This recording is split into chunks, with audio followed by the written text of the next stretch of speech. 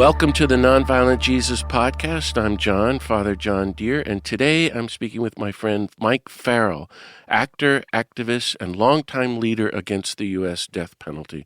This is a project of www.beatitudecenter.org, where you can find many other podcasts and regular Zoom programs on the nonviolence of Jesus and practicing nonviolence and working for a more just, more nonviolent world.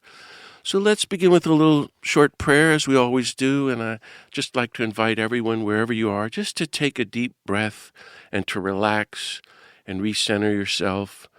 And together, let's all just enter into the presence of the God of peace who loves you infinitely and personally and everyone everywhere, and welcome the nonviolent Jesus with us. Just take a moment to ask for whatever grace you need to follow the nonviolent Jesus more faithfully on the path of peace.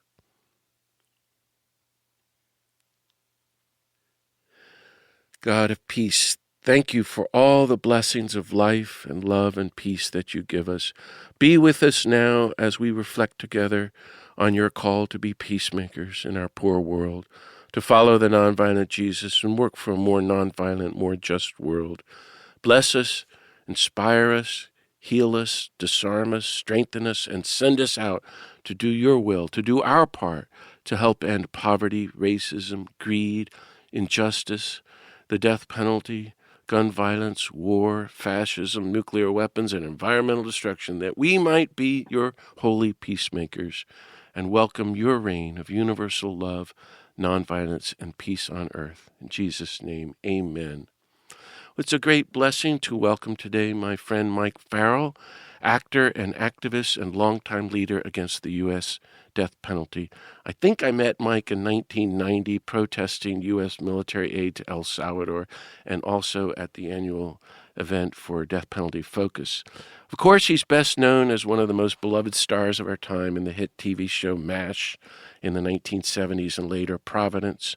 He's also a writer, director, and producer of other TV films and has appeared in several movies. And for 3 years, he served as the first vice president of the Screen Actors Guild and later as a member of the Guild's National Board of Directors. Mike is president of Death Penalty Focus and also co-chair Emeritus of Human Rights Watch in California and serves as a spokesperson for Concern America, which is a great organization that does refugee relief and development work. Mike has traveled the whole world for 40 years on international peace and human rights delegations, many times to El Salvador, Nicaragua. I'm going to read to you the places Mike has been: Honduras, USSR, Paraguay, Chile, Israel, Palestine, Egypt, Jordan, Syria, Czechoslovakia, Somalia, Kenya, Croatia, Bosnia, Cuba, Rwanda, Zaire, Tanzania, Mexico, Costa Rica, and Samoa. He's really been at it for a long time, folks, working for justice and peace. During the Salvadoran Civil War, he visited the region many times and later testified against U.S. military policies and war-making there before the House Foreign Affairs Committee. Mike helped establish the California Committee on Human Rights Watch and served as co-chair for 10 years. Later, in his work to stop the U.S. wars in Iraq, he co-founded Artists United to Win Without War. But mainly, I've known Mike as a lifelong opponent of the death penalty. As I said, he led Death Penalty Focus for he's still leading it for 37 years, since 1988, I think, and speaks, debates, writes, and campaigns across the country in opposition to state killing. In particular, I'm so moved that he was involved in the campaign to abolish the death penalty in California, which has to be done by a statewide vote, and came within 2% of succeeding. And then later, I think in 2021, barely lost again. Mike has written a great memoir, which I recommend to everyone, called Just Call Me Mike, A Journey to Actor and Activist. So Mike Farrell, welcome to the Nonviolent Jesus Podcast. Thank you. You're just exhausted. I know I'm exhausted too. I don't know how you're doing it, man. So how does such a big, beloved Hollywood star of one of the biggest hits of all time, MASH, become a full-time anti-war, anti-death penalty activist? And as I told you, I think there's so few, and I think of our friends Martin Sheen and Ed Asner who also did this. What happened to you, Mike? Well, yeah, God, I think back about I got married in '64 originally, and marriage lasted a very short time. After 3 years, we split up, and I was really fractured by it, and just saw the kind of damage that I guess I had done to myself getting into that relationship, but also to my then wife, um, because I didn't know who I was or what I was doing. And a dear friend who was involved in a lot of things told me about a place, and he said, "I want you to come here." And this was in the '60s. They called it the Manhattan Project. It was on Manhattan Place in Los Angeles, and it was a halfway house essentially. But it was a program involving people who had been in prisons and on the streets and in and out of different aspects of trouble in our society, and they were just kind of coming together to under the leadership of some former addicts and reformed people who'd been in those situations, and a really terrific psychologist, and some people from the Salvation Army of all places, and I just was stumbled in there because I was cross-eyed with fear and anxiety and not sure who I was and where I was going, and got into this program, and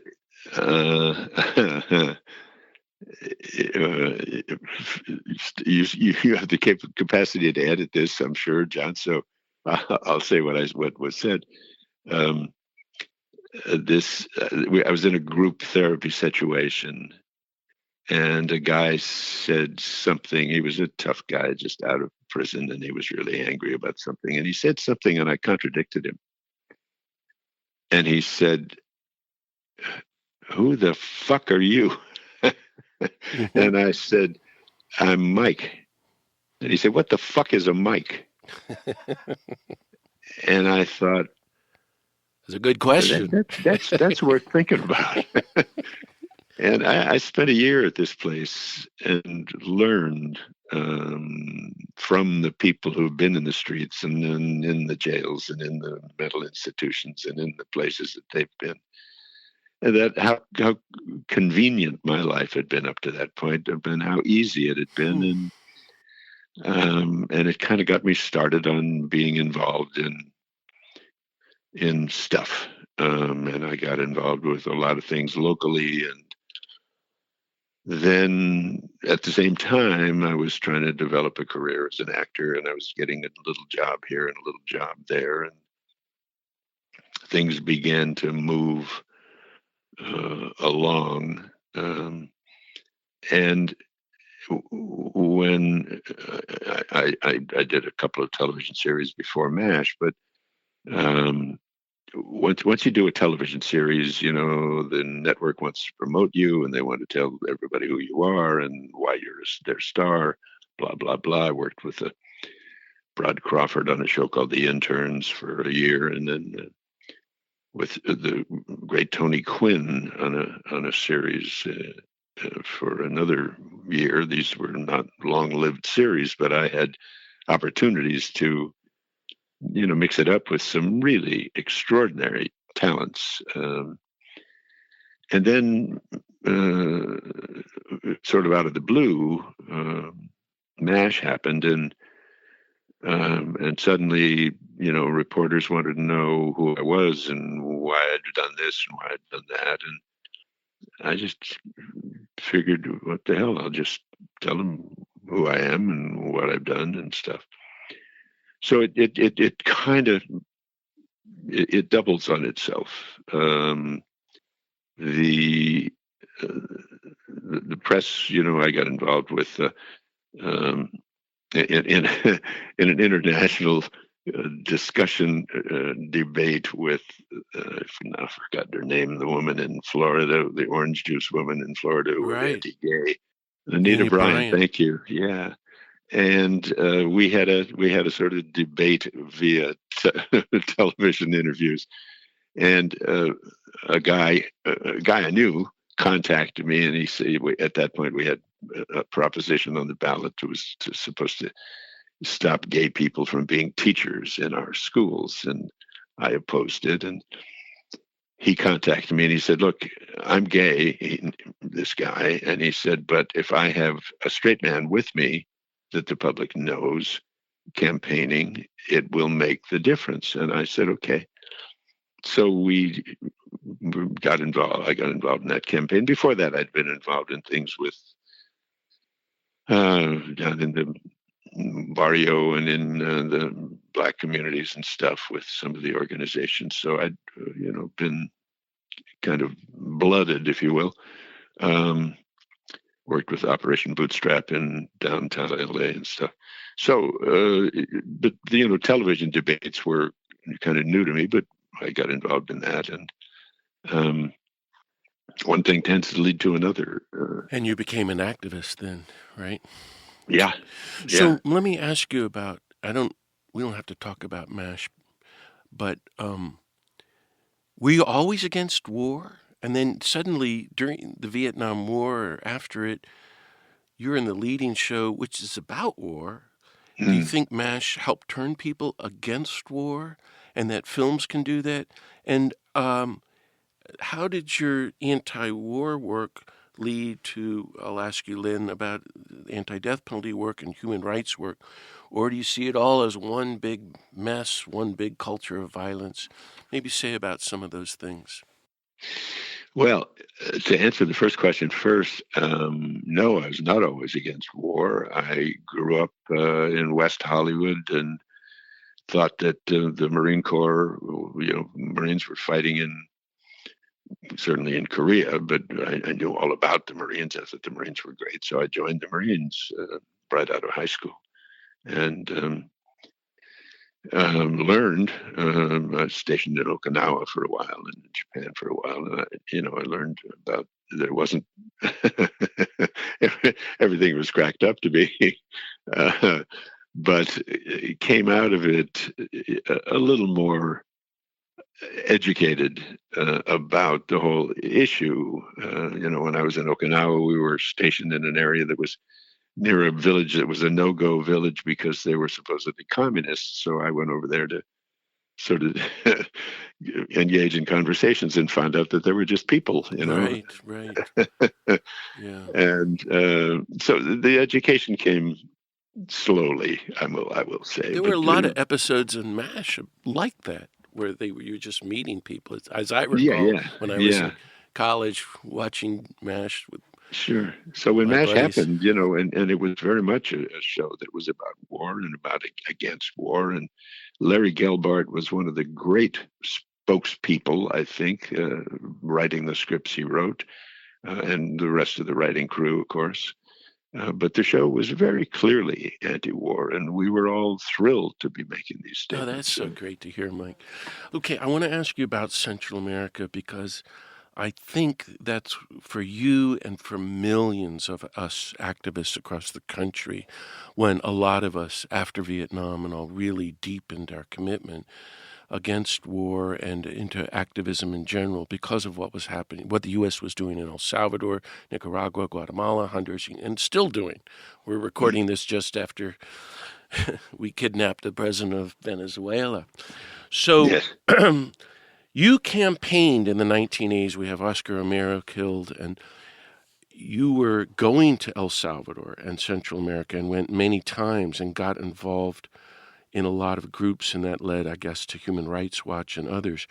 I wanted to ask you, in general, just to talk about those years, but in particular, I don't know if you remember, but I had lived there in 1985 under the direction of the 6 Jesuits who were later killed. They were my friends, Yes. and they sent me out into the war zone.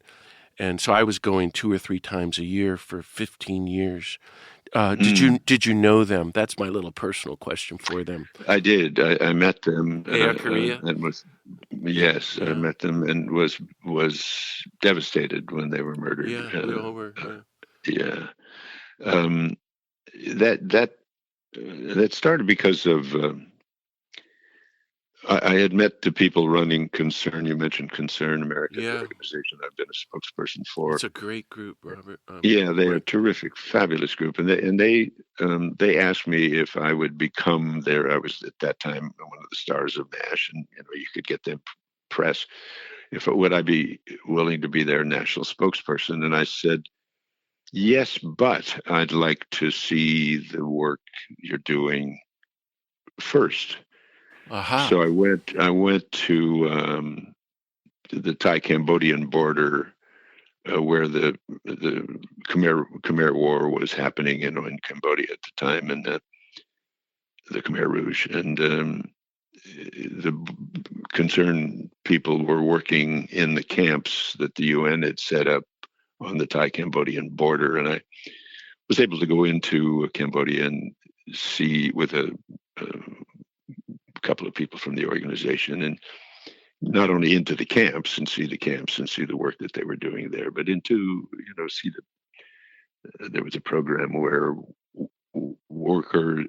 farmers from inside the country would come out because their products had all been destroyed by the Khmer Rouge, and they would get food and get seed and get stuff from the United Nations. It was a quite extraordinary program to see, Wow. and that then sort of embedded me with Yeah, Concern, and yeah. then they asked me to go into Central America, where what asked if I would. They had a truckload of equipment, medicine, and stuff that had to be distributed to some of the refugee camps for Salvadorans in Honduras. And so I went down there and drove the truck up um, to a number of the camps. And I remember we had a number of big bags full of stuff. And one of the bags, as we parked and we were distributing it to the people, two young men grabbed one of the bags and just took off down the road. and I looked at them, and I looked at the person who was running the camp, and I said, with my eyes, raised the question with my eyebrows, and she nodded her head, and I said, okay. And off they went to the border, and they were taking the stuff to Charlie Clements, who was the doctor who was All right, Charlie on Clements. the other side of the border. So we were, it was just a great education. That It one was was sure was. extraordinary time. Yeah, yeah. And then So, we drove yeah, down into Managua to see there was a big thing going on in Nicaragua, obviously with this Sandinistas, and the Reagan administration was trying to destroy them. And we went out to look at the Contra camps, took a helicopter out to see the mosquito situation, the wow, mosquito Indians on the East Coast. wow.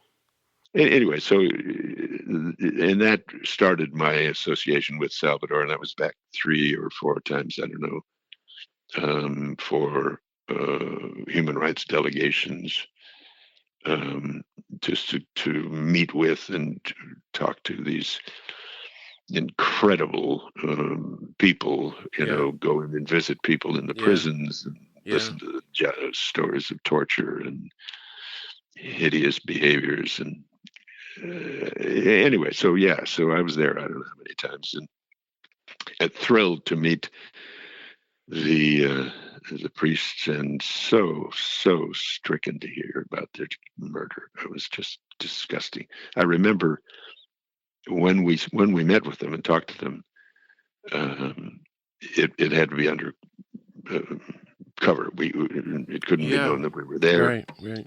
I'm sure you realize Had, saw the same thing. had met many It, times. Yeah, yeah, but it couldn't be known that they were meeting people and giving information, and right. we were so. So I felt kind of complicit when they were murdered. I thought, God, I hope on some level, well, you feel wounded by it, but you also feel responsible. I was able to leave. I was able to fly out and go back to the States, and they chose to stay and face what they faced. It kind of tears at you, some of this stuff. And it led to some of the most focused activism in U.S. history that actually ended U.S. military aid to El Salvador in 1990. And that's when I met you. L.A. was having the week. I was traveling the country every day. We had those weekly demonstrations. But thank you for all that great work. Now, meanwhile, you're traveling the country and you're still acting and you're in and out meeting these mythic people in Central America, not to mention around the world. And there you are with Death Penalty Focus from 1988 with our great friend who just died, Father Chris Panett.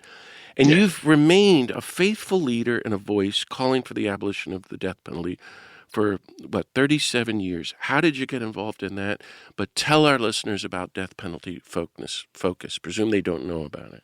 Sure. Well, DPF is one of the largest abolition organizations in the country. It's we're based in California and have been focused on California's death penalty, but it's really it's a nonprofit 501c3 educational organization that reaches out to people and lets them understand. And we provide speakers and we travel and we have had demonstrations whenever there were executions in California. We were always there at the gates.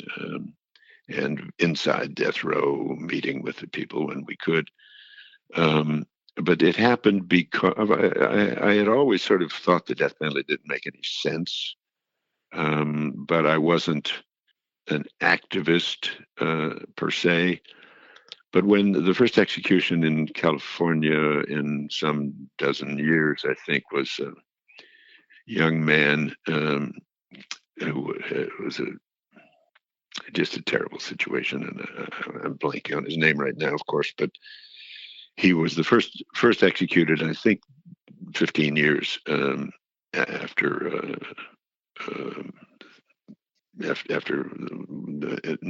no executions had taken place. Executions had taken place for some time, and I did a press conference or two with some people and talked about the wrongheadedness of killing this fellow and how urgently important it was that we stop doing this. And as a result of that, the Leonard Bierman, a dear friend, George Regas, who had started, Jim Lawson, who had started Death Penalty Focus, asked me to become a member of the board, which I did, and then ultimately became the president of the board, just to be a spokesperson for the issue. But it's one of those things. When I was doing MASH, I got a call, and this would have been 1975, probably, from a minister in Tennessee, and he said I had signed a petition or something somewhere. He said, "I understand you're against the death penalty," and I said, "That's correct." And he said, "I'm trying to stop it here in Tennessee, and I need your help. Would you come down here and meet with some people?" And I said, "Okay." And he took me to my first visit to death row. So that was in the 70s. You had been to death row long before Death Penalty Focus then. I didn't realize that. Wow. Because it's no joke to go to death row. That was my next question. Tell me about that and your other many visits to death row. Did that change you, that experience? Absolutely. It's life-changing, isn't it? Sure. Yeah. Sure. Yeah. No. I the first one was to Tennessee's death row, and just walking into the they have this garish yellow chair stationed as a kind of throne to show you what we as people of Tennessee are capable of doing, strapping people into this god awful thing. And I went into and I met with the guys on the row, and they were all men, and mostly were people of color.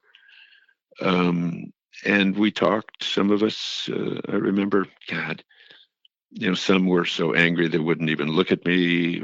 Some were grateful for my being there. Some wanted to talk. This young man gave me, which I still have, a crucifix he had made out of toothpicks, and asked me to take it, to keep it in his memory, which I still have Wow, here. Mike. Yeah. And I went from there to Virginia, where a woman who I had met through Joe, the minister who got me involved initially, she introduced me to a guy, 20-some-year-old kid in manacles and chains and Jesus, stuff that you just can't believe. He came clanking into the room and sat down, and she said he's innocent in this case, and we have to. The only person that can save him is the governor. We have to launch a campaign, and I need your help with this campaign. So we did a campaign in the state of Virginia that ultimately succeeded in getting this man commuted from death to life. Wow. Which is, he's still behind bars, and I visited him in I don't know how many prisons over time. But I have to tell you a story. During that time, I was also asked to go on a human rights visit to the Middle East, to you mentioned it, to Israel and the occupied territories. And I met a young man, a lawyer, who lives in Baltimore, and I said, I got a guy on death row in Virginia. You feel like you want to give us a hand, and he said, "Oh, I'd like to know more about the case and stuff." So he got very deeply involved, and he ultimately wrote the plea that got the governor to sign over and changed his sentence from death to life, which was not satisfactory to us. We wanted him freed, but at least he wasn't being killed. But a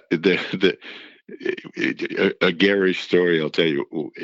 We were down in the death cell there in Virginia. They had a place where they would take prisoners who were about to be executed to the death chamber, and we were there the day before he was to be killed, and we sat around a table, sort of talking strategy about, we haven't heard from the governor, what'll happen if we don't, and what will happen if we do. And one of the lawyers looked at me and he said, "Mike, Joe," it was this kid, "tell Mike about this table we're sitting around." And I looked at him. I didn't know what he was talking about. It's this wooden table. And Joe said, "Oh, after I'm electrocuted, my body will be too hot to touch. So the guards wearing asbestos gloves will pick me up and carry me out and lay me out on this table so the body will cool." And I thought, honest to God, Yeah. honest to God, You're insane. God. This is beyond my comprehension. Yeah. So that night, Rick, the attorney that I mentioned that I'd met in the Middle East or on the trip, went down. He said, "I need Joe's signature on this document in order to get the governor." We'd got the governor to agree, but Joe had to agree to the terms. And Joe said, "No, I won't sign that." And of course, if he didn't, he was going to die. And Rick said to the guard, he said, "Who's in that cell over there?" And the guard said, "That cell is empty." And he said, "Okay, if this son of a bitch doesn't sign this thing, I'm going to kill him." and you're going to have to put me in that cell next door. Gosh. You get into this kind of morose Yeah, I kind of get it. I know. humor. I You know. think, It's amazing. but so Joe finally signed it, and Joe was then another 20 years in jail, and we finally got him out a few years before he passed away. That's great. So, Thank you for telling me that. I yeah, I used to visit death row in the 80s a lot. I probably met dozens and dozens of men who all were killed. But I can't here, go all over the country. But I can't go because I'm an ex-con now from doing a plowshares action. oh, I have so many convicted felonies as you do. And that's because I knew the Jesuits were killed. Like, they were my friends and they had their heads yeah, blown off. Well, after that, you're happy to go hammer on a nuclear weapon, as I did with Philip Berrigan. But Mike, I've had on our program our friends, Sister Helen Brejon and Brian Stevenson, talking about this. And recently, a couple of weeks ago, I got all your materials, and you wrote in your Christmas greeting about 2025. yeah, Florida yep, executed 19 people, Alabama, South Carolina, Texas, each killed 5. yep. So in 2025, 47 human beings were killed in 11 states, the highest number in America in 15 years. Yet Hmm. you said in the title of your Christmas message, the tide is turning. Tell me Hmm. more. Well, I think it is. I think what we've seen is that more juries have refused to sentence the people that they're judging to death than have sentenced them to death. That's a new statistic. So juries are beginning to hear it, and the studies show support for the death penalty 20 years ago was in the 70s, Yeah, yeah, 75%. Today, it's, according to the last poll, 52%. it's amazing. And if you add in the question, and it's a little difficult for us, but if you add in the question of life without parole, life in prison without the possibility of parole as an option, then death goes below, down into the 40s. I don't champion that because I don't believe in life in prison without the possibility of parole either. So it's just important to know that we have brought the pro-death penalty vote down to just above 50%. And if we keep struggling at it, and the youth in this country are very, very much opposed to the death penalty and are becoming more active, as we now know, due to the stresses and strains on the system provided by this new craziness in Washington. We're going to be seeing much more activism on the part of young people and much more awareness on the part of young That's people. so great, Mike. And that's all the fruit of campaigning, and organizing, and speaking out. Thank you. Now I want to ask you a question. I just want to ask you to bear with me like everybody has to. I want to throw in or add in Jesus to the mix. And I want to do it in a roundabout way about my story of Mother Teresa, which I don't know if you know. I don't know if you remember it. But in my work over the years, I've always been teaching nonviolence and promoting the nonviolent Jesus. That's how Chris and I knew each other so well. But right after the Jesuits were killed and we were having the Wednesday morning meetings, Governor Dumaigian in California, I was at the Jesuit School of Theology in Berkeley, announced the execution of Robert Harris on death in San Quentin. And I had access to Mother Teresa, and I had this crazy idea. Oh, I'm going to call her, and I'm going to call the Governor Dumaigian, and I'm going to ask if he'd talk to her and let her try to talk him out of it, and then I'll hold a press conference. And ha, ha, ha. And it was a Monday night, and I called Mother Teresa, and she picked up the phone. In Oh my March God. 1990, it was the scariest moment of my life. I'm going, and I'm a goofball, as you know. And I said, "Hi, Mother Teresa. I'm John. I'm a Jesuit in California. Would you talk to Governor Dumaigian and ask him not to kill somebody?" And she said, "What did he do?" Which was, first of all, very interesting. In other words, she wanted to know all about Robert Harris, Yes, right, who had killed those 2 kids in San right. Diego. And then Remember all they that? say eating the hamburgers Oh, and all that that's stuff. awful. Yeah. And she said, "Of course, John, I will call him." And I said, "Can I call you back and then get a statement from you and release it to the press?" "Yes, of course you can, John. And you tell, I will get all the nuns in the planet to pray for you and for the." Oh, great. Okay, so I call the governor. Well, he's kind of screwed either way. If he takes the call, he's got to talk to her. And if he doesn't, he's got to deal with that. And, she went on and prevented, we stopped 8 executions. Oh, God. So I call her back, and I said, "Mother Teresa, is John calling again from God? What, did you talk to Governor Duke Mason?" "Yes, John, I talked to the governor." What did you tell him?" And she goes, "Mike, this is my question to you. I never recovered." She goes, "I told him to do what Jesus would do." And long pause, Mike, and I said to her, "Did you tell him not to kill the guy?" I got mad at Mother. She goes, "No, John, I told him to do what Jesus would do." To which I said, "Well, why didn't you tell him not to kill the guy?" I started yelling at Mother Teresa. And then we kind of became friends because we talked to "Not because I told him to do what Jesus would do." Well, I thought she was nuts, and it was such a mistake. And so I go outside, and there were 30 press people there, and it was live on CNN because Mother Teresa had never done this before. And the next morning, the LA Times, Conrad, the great art cartoonist, had that cartoon with Mother Teresa on the phone on the left side saying, "Do what Jesus would do," and Duke Machen on the phone going, "Yeah, but what would Pilate do?"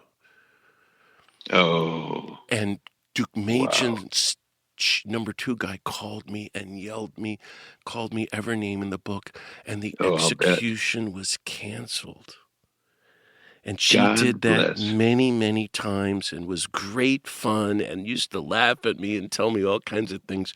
Mike, what would Jesus do? Isn't that great?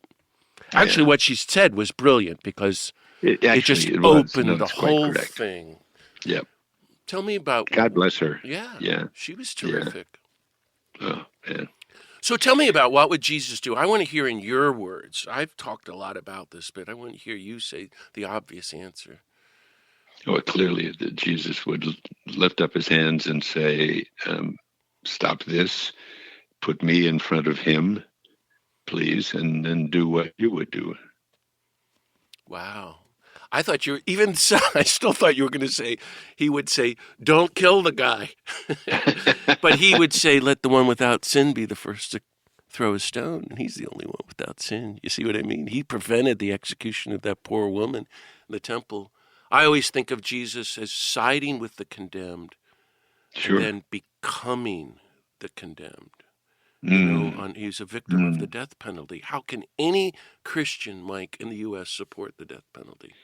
Well, I don't understand. I must say, I don't understand how anybody, but anyone who believes in Christ and the beliefs in the Christian philosophy could support the death penalty is simply beyond me.